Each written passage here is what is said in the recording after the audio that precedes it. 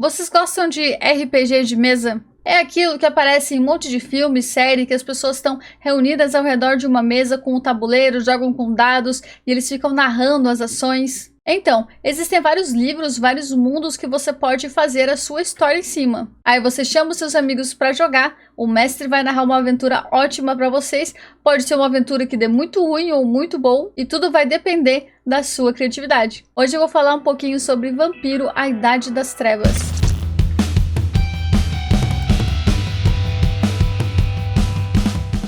E todas as informações que eu vou dizer aqui hoje, eu tirei do livro Vampiro: Idade das Trevas, um RPG de horror gótico. Vampiro: Idade das Trevas leva você para noites de tempos distantes, quando vampiros eram os verdadeiros monstros de castelos e cemitérios e os camponeses tremiam nos seus casebres, remexendo seus rosários em orações frenéticas. Penetre numa era onde condenados cavalgam pela escuridão como cavaleiros negros, disputando jogos maquiavélicos com os lordes da época e viajando até terras misteriosas. Esse é o mundo no qual vampiros e lobisomens espreitam na noite, e os poderes da magia e da fé trazem um lampejo do sobrenatural para a vida de todos, do nobre até os camponeses arando nos campos.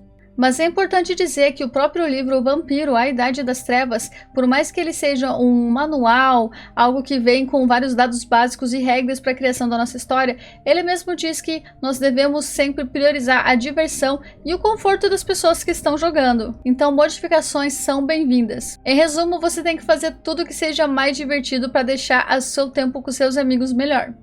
Lembrando que, por se tratar de um RPG, não é só um jogo de narrativa, ele também tem a parte da interpretação. É muito parecido com o teatro, só que você mesmo vai inventando as suas falas. O RPG é ao mesmo tempo um teatro de improviso e brincadeiras de faz de conta. Ele é um conjunto de regras aplicado em uma história criada por todos os envolvidos no jogo. A peça central é o narrador. Ele descreve o que acontece como resultado daquilo que os jogadores dizem e fazem. E ele deve decidir se os personagens têm sucesso ou falham. Tudo baseado dentro da trama e regras que ele imaginou. É uma tarefa bem exigente, mas também recompensadora, porque o narrador é como um tecelão dos sonhos. E essas são algumas das características de um RPG no geral, mas agora a gente vai voltar a falar um pouco mais sobre o Vampiro: Idade das Trevas. O interessante desse sistema é que os personagens vão ser vampiros. Nós, os jogadores, nós vamos ter que lidar com coisas como a fome, a nossa besta interior, aquele animal enjaulado que está tentando se libertar. Mas não é como nos seres humanos, que a gente tem um lado bom e um lado mal. É como uma fome na sua pura crueza. Vampiro precisa se alimentar de sangue, ponto.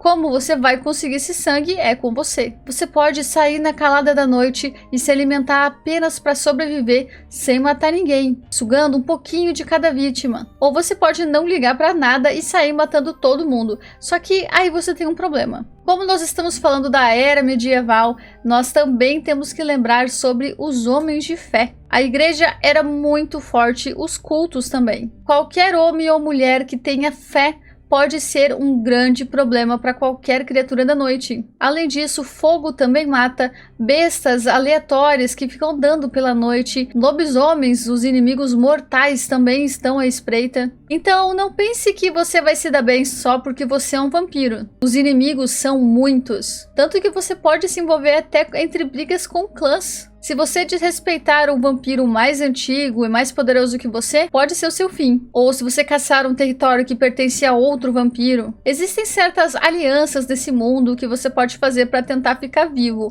mas nada é certo porque tudo é uma briga política, briga por poder. Ainda dentro do sistema político tem as tais hierarquias, onde os mais fortes são as gerações anteriores. Você pode ser um caitife. Ele é bem raro no mundo medieval das trevas, porque são os vampiros sem clãs, seja porque foram abandonados por seus senhores ou porque rejeitaram seus próprios clãs. Os caitife existem à margem da estrutura política da sociedade. Eles não têm a proteção do seu senhor ou do clã, então são vistos como posições mais baixas entre os cainitas. Depois vem as crianças da noite. Esses são os vampiros recém-criados, que ainda não se libertaram dos seus senhores. Lembrando que senhores são aqueles que os criaram. Por serem tão novinhos, eles não são muito respeitados e mal são considerados vampiros dentro da sociedade vampírica. Eles são tratados como crianças até provarem que podem sair e se libertar no mundo. Depois tem os neófitos. Essa é a etapa depois da Criança da Noite, mas eles ainda não são vampiros que marcaram a sociedade dos vampiros. Eles são vistos ainda como muito jovens e são considerados meio que uma mão de obra do mundo vampírico. Então vem os Ancillae. Esses vampiros ainda são relativamente jovens, mas eles já provaram o seu valor para os anciões. Eles são cainitas em ascensão. Eles seguem as regras na maioria das vezes para conquistar poder. Então tem os autarcas. Eles são foras da lei entre os pares. Esses vampiros se recusam a reconhecer a autoridade de qualquer príncipe. E apesar de não ocuparem nenhum lugar na hierarquia da sociedade vampírica, seu simples poderio gigante garante a eles um respeito semelhante ao dedicado à maioria dos Ancillae. Então, tem os anciões. Quando o vampiro atinge uma certa idade, são poucos os seres que podem exercer algum poder real sobre eles. Os anciões são os cainitas que estão no comando e que procuram dominar todos os outros. Os anciões geralmente têm entre 200 e 1000 anos, mas como todas as coisas entre os mortos-vivos, isso pode variar bastante. E também depois tem os Matusalém, os antediluvianos e por aí vai, né, gente? Daí você volta muito no tempo. Para vocês terem uma ideia, antediluvianos são quase como lendas. Para não dizer que tudo é bagunça, existem as tradições. Elas foram criadas desde o tempo da segunda geração e são códigos de leis não escritas que modelam a sociedade dos vampiros. Uma das funções que os vampiros mais velhos é fazer com que os mais novos entendam e sigam essas tradições. E eu vou citar elas aqui para vocês. A primeira tradição, o legado. Teu sangue é o sangue de Caim, amaldiçoado por Deus e abençoado por Lilith. Buscar a mudança de sua condição, o retorno à tua vida mortal, é um pecado contra o teu pai e a tua mãe, e contra o teu Deus. A segunda tradição, a destruição. Tu estás proibido de destruir o outro da tua raça que seja mais velho do que ti. Aqueles mais próximos de Caim conhecem a sua vontade e podem destruir qualquer criança que não se enquadre em sua visão. É proibido aos de sangue mais fraco se erguerem contra seus anciões. A terceira tradição, a progenie. Tu só poderás se tornar senhor para outro com a permissão do teu ancião. Se criares outro sem a permissão do seu ancião, tu e a tua prole devem ser abatidos. A quarta tradição, a responsabilidade. Aqueles a quem tu criares serão tua própria cria, até que tua prole seja libertada. Tu deves comandá-la em todas as coisas. Tu pagarás pelos pecados deles. A quinta tradição, o domínio. Teu domínio é tua própria responsabilidade. Todos os outros devem respeitar a ti dentro dele. Ninguém deve desafiar tua palavra dentro dos teus domínios. Quando chegares ao feudo de outro, tu deves te apresentar a quem governa ali. A sexta tradição, o silêncio do sangue.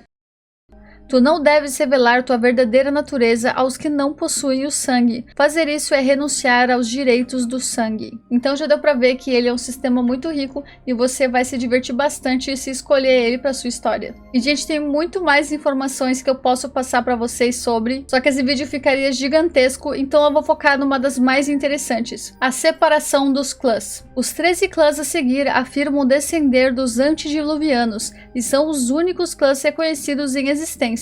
Os jogadores podem escolher qualquer um dos 13 clãs, ou podem ser um dos raros Caitiff, os 100 clãs. Agora eu vou fazer um resuminho sobre cada um para vocês conhecerem um pouco. Assamitas. Os cruzados trouxeram com eles muitas histórias sobre a Terra Santa. Algumas delas falavam de um bando de matadores fanáticos. A palavra que os europeus criaram para esses homicidas silenciosos foi assassinos. Os cainitas, contudo, já conheciam uma ameaça similar, porém muito mais perigosa, vinda da Arábia, os diabolistas do clã Samita. De acordo com os ensinamentos dos Assamitas, eles devem baixar suas gerações para se tornarem mais próximos de Caim e, portanto, do paraíso. O método mais verdadeiro é, claramente, o amarante. Assassinato era simplesmente uma parte do caminho, e eles se tornaram habilidosos por necessidade. E o amarante seria você extinguir alguém da sua espécie. Não se sabe da existência de assamitas de qualquer cultura que não seja meso-oriental. Consequentemente, muitos têm as inconfundíveis características dos sarracenos, e ao contrário de outros caenistas,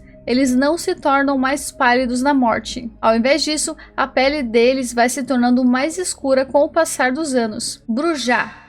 Os Brujah são os perfeitos guerreiros filósofos, sempre buscando a perfeição da mente e do corpo. Os anciões do clã podem se lembrar da Era Dourada e falar saudosamente de Cartago. É o objetivo final dos Brujah criar um lugar melhor, onde vampiros de todos os tipos possam coexistir pacificamente e prosperar. A maioria dos senhores trata suas crianças da noite com mais respeito do que é demonstrado em outros clãs. Os Brujah são tradicionalmente desconfiados quanto aos forasteiros, mas se sua amizade é ganha, eles podem ser os mais leais e teimosos amigos que alguém pode ter. Na maioria dos casos, os Brujahs estão em forma e têm a imponência de águias. Eles preferem abraçar neófitos que estão próximos da perfeição em corpo e mente. Os Brujahs se identificam fortemente como mortais, e os neófitos preferem se vestir como faziam em vida, ou pelo menos parecer o mais normal possível.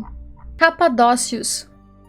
Conhecido por milênios como Clã da Morte, os Capadócios são evitados até por seus irmãos devido a seus interesses macabros. Na sociedade vampírica, os Capadócios frequentemente preenchem o papel de conselheiro dos príncipes. Eles são respeitados por seu discernimento e sabedoria, e gozam de grande confiança devido à sua falta de interesse pelo poder mundano. A maioria dos capadócios passa suas noites engajados em estudos sobre a morte, então não é surpreendente que muitos deles usem roupas de estudiosos e monges. Longos mantos negros, de corte simples e sem adornos, são os mais comuns. Contudo, alguns também usam máscaras esculpidas e pintadas, feitas para que se parecerem com caveiras. Os seguidores de Set.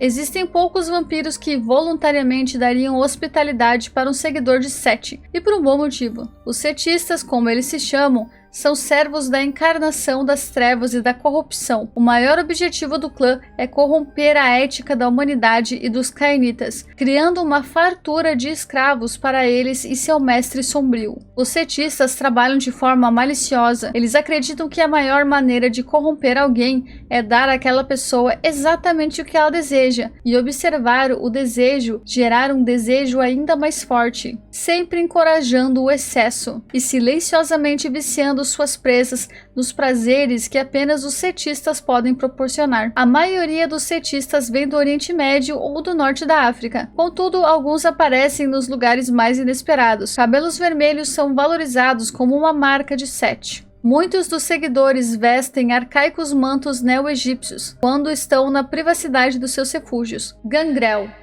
Através das noites nas florestas vagam os solitários e nômades Gangrel. Diferente dos seus irmãos, os Gangrel rejeitam a pompa da civilização, preferindo percorrer as profundas regiões selvagens em solidão. Os Gangrel são um clã apenas no sentido mais amplo do termo. Os seus membros tendem a ser rudes e individualistas, indiferentes aos protocolos de mortais ou vampiros. Eles são os bestiais, os mais próximos de se perderem para o mundo selvagem. De todos os vampiros, os Gangrel obtiveram o maior progresso em estabelecer alguma coisa próxima de relações toleráveis com os lupinos. Talvez isso aconteça porque os Gangrel são eles mesmos mestres em metamorfose. Esse talento, contudo, vem com um preço. Muitos dos Gangrel mais velhos perdem totalmente sua forma humana, se tornando o mais próximo das feras que tentam imitar. Muitos Gangrel se parecem e se vestem como bárbaros. Peles, mantos escoceses, roupas de couro e indumentárias similares predominam. Alguns, imitando os pictos das terras altas, usam pinturas pelo corpo e pouca roupa além disso. La Sombra. Elegantes, porém predatórios, os La Sombra honestamente se consideram o ápice da existência cainita, firmemente devotos à ideia do direito divino e do governo dos superiores. Eles têm pouca paciência, apesar de muita pena, com aqueles cainitas que são inferiores, apesar de não terem culpa disso. Eles buscam ativamente poder, onde quer que ele possa ser encontrado, dos corredores dos conventos aos corredores dos palácios. Contudo, eles não buscam a glória e os títulos que vêm com o poder. Ao invés de perseguir o comando para o seu usufruo, os La Sombra buscam as rédeas do poder devido à sua firme crença de que ninguém pode segurá-las melhor do que eles. A maioria dos La Sombra prefere o papel de fazedores de rei do que o título de rei. Os La Sombra genericamente têm a pele escura, com feições finas e ossudas que anunciam sua herança italiana, espanhola e moura. Muitos ainda parecem levemente bronzeados ou ressecados por sua exposição aos duros sol do sul durante seus dias de imortais. Malkavianos. Os vampiros não se assustam facilmente, mas os cainitas do clã Malkaviano preocupam até mesmo o mais audacioso Brujah ou o mais experiente Tzimisce. Onde quer que eles andem, o odor fétido da loucura os segue. Para a mente medieval, a insanidade é uma das coisas mais assustadoras imagináveis. Muitos consideram a loucura como sendo algum tipo de maldição de Deus, ao invés de uma doença. No caso dos Malkavianos, as lendas cainitas indicam que eles podem estar certos. Esse clã parece ser a mais incoerente linhagem de vampiros. Almas gentilmente iludidas e psicóticos babões são encontrados em números iguais, e eles são apenas uma amostra da diversidade que caracteriza as crias da Malkov. Se não fosse pelo traço comum da insanidade, eles dificilmente pareceriam ser um clã. Mas os outros clãs não têm escolha senão reconhecê-los. Os oráculos malkavianos têm feito parte de cortes vampíricas por gerações, e mesmo os La Sombra e os Ventrui, quando desejam informações, vão cear com os malkavianos. Os malkavianos podem ser qualquer pessoa, em qualquer lugar. Para cada idiota esfarrapado caçando borboletas imaginárias nos vilarejos, há uma pessoa aparentemente normal, cuja insanidade só se manifesta visivelmente nas ocasiões mais perigosas. Nosferatu.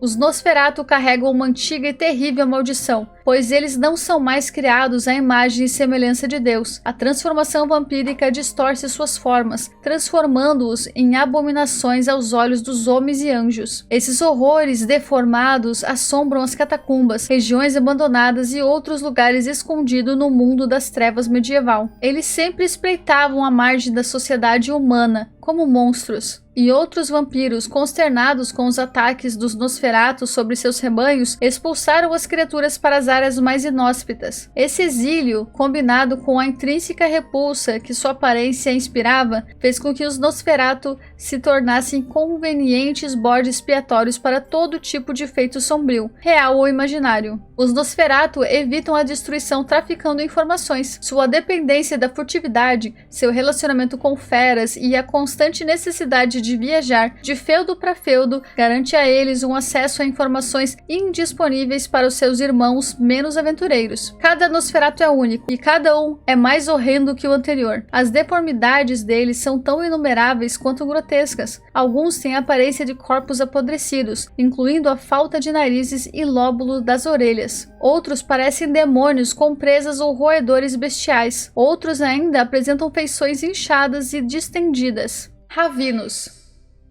Vagabundos e ladrões, os ravinos estão espalhados por toda a Europa como palha ao vento. Cada país abriga alguns poucos, mas onde eles podem ser encontrados varia de noite para noite, e de acordo com seus caprichos. Muitos viajam com bandos de funileiros itinerantes ou outros indesejáveis. É raro que mais de um ou dois sejam encontrados no mesmo lugar ao mesmo tempo, pois eles são cainitas solitários e preferem plateias e alvos como companhia. Todos os ravinos são nômades, tanto por necessidade quanto por gosto. Não existe nenhum lugar nos reinos dos cainitas civilizados onde os ravinos sejam bem-vindos, e mesmo que um deles tentasse se estabelecer, seria expulso assim que fosse descoberto. Os ravinos têm uma reputação de trapaças e roubos que os precede em qualquer lugar onde chegam, e mesmo aqueles membros do clã que inicialmente não tinham gosto pela marginalidade, vêm-se forçados a ela bem rapidamente por circunstâncias ou expectativas. E existe uma razão pela qual ravinos carregam uma reputação de malícia. É porque muitos deles são muito bons nisso. Eles gostam de se vestir com roupas remendadas e panos com cores alegres, ostentando seus status de maltrapilhos com orgulho. Alguns que viajaram para longe de casa têm as feições do Oriente longínquo. Toreador. Desde o seu começo, os toreadores sempre foram devotados à beleza em todas as suas formas. Beleza significa tanto para eles que eles devotam a totalidade de seus sentidos vampíricos para ela, perdendo-se na estética. Eles se consideram os preservadores e guardiões do primoroso, os portadores da chama e da inspiração. De todos os clãs, os toreadores são aqueles que mais apreciam as realizações da raça humana. Através de toda a sua história, os toreadores sempre se associaram com artistas e criadores mortais. Eles particularmente apreciam trabalhos de arte que inspiram aqueles que os observam. Os toreadores frequentemente abraçam os mais belos para preservá-los pela eternidade. Eles são comuns na Espanha, Itália e França, e frequentemente escolhem neófitos nessas regiões. Os toreadores raramente são mal vestidos ou de aparência descuidada, mesmo aqueles associados com os sóbrios estilos de vida monásticos. Tremere. Os membros desse clã são chamados de usurpadores por uma boa razão. Eles foram uma vez uma cabala de magos mortais, mas seu líder, Tremere, tornou-se obcecado com a busca pela imortalidade, para que tivesse uma chance melhor de ter tempo bastante para aperfeiçoar sua arte por toda a eternidade. Seus esforços deram frutos, apesar de ter custado as mortes dos seus anciões e 2 dos seus próprios aprendizes. A cabala alcançou o vampirismo. Os Tremere vivem uma existência precária. Sua magia mortal foi quase toda destruída pelo abraço. Os restos que puderam ser salvos formaram sua exclusiva disciplina de taumaturgia. Eles recentemente conseguiram criar uma espécie de servos vampiros, os gárgulas, os quais são as únicas coisas que os protegem das garras dos Tzimisce e dos Gangrel. Este clã é quase inteiramente masculino, porém, mais mulheres estão começando a emergir. Eles tendem a usar roupas escuras e os mais tradicionais preferem longos mantos com capuzes cobrindo a cabeça. Tzimisce. Desde os tempos imemoriais, os Tzimisce têm assombrado a Europa além do Elba. Milênios defendendo as suas posses de todos os lados tornaram eles extremamente malévolos, e a crueldade deles é infame até mesmo entre os vampiros. De todos os clãs, os Tzimisce são talvez os menos humanos. Eles são sábios, sendo até mesmo brilhantes, mas seus estudos os levaram à inequívoca conclusão de que os vampiros são superiores aos humanos e os Tzimisce são superiores aos outros vampiros. Os melhores humanos devem ser elevados e os outros são alimento. Pouco deles parecem normais, a maioria é angelicamente linda ou aberrantemente feia. Muitos Tzimisce, particularmente aqueles peritos em vicissitude, mudam de aparência a cada noite. Eles se vestem com roupas nobres, contudo, alguns preferem mortalhas remendadas ou nada. Ventrui. Os Ventrui são como os cavaleiros e reis do tabuleiro do xadrez cainita. Deles são as conquistas, as guerras e as cruzadas. Eles governam das mansões e tronos. Muitos eram conquistadores em vida e ainda têm que abandonar esse hábito na morte, enquanto outros obtiveram sucesso como mercadores ou banqueiros. Não existem fracassados entre os Ventrui, apenas os bem-sucedidos e os mortos carinhosamente lembrados. A tradição é muito importante para os Ventrui. Eles dão grande importância tanto à etiqueta quanto à idade. Quanto mais antigo for o Ventrui, mais respeito ele receberá dos membros mais jovens do clã. Imaculadamente vestidos, os Ventrui preferem roupas apropriadas ao seu status em vida. Os Ventrui com muitos séculos de idade irão aproveitar qualquer oportunidade para vestir as roupas que usavam em seus dias entre os vivos. E os encontros dos Ventrui tendem a parecer uma festa fantasia com motivos históricos. Tem muito mais informação que eu queria dar para vocês sobre esse sistema, mas eu vou ficar aqui o ano inteiro falando. Muito obrigada se você assistiu até aqui. Se você joga RPG, me fale qual que é o seu clã. Não esqueça de curtir esse vídeo, comentar e